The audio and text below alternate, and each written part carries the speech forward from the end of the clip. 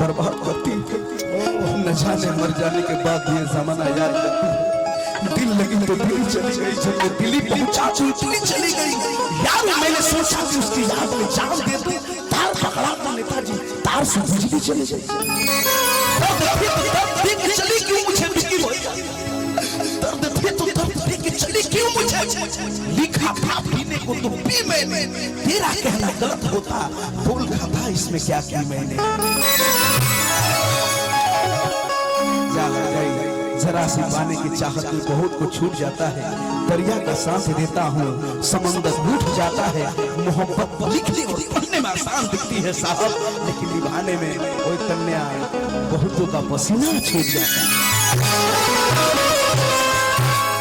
ज्यादा टाइम ना लेके गीत रतिया कहाँ भी तो कितना लोग सुने चाहता, सैड सॉन्ग कितना लोग सुने चाहता जी। तो कहानी है तो बोलो तो नहीं है बाबा। दूल्हे का सेहरा बने तो ये तो गाना विकी भैया के करवाई का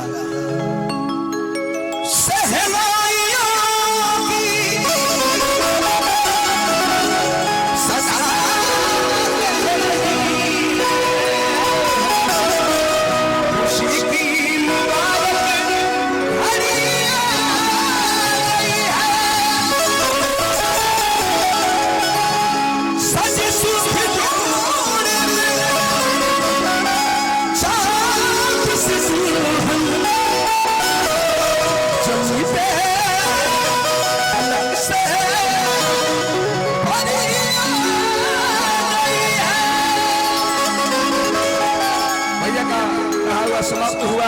मैं इसी के साथ विदा लेता हूँ। बहुत कलाकार हैं, मौका मिला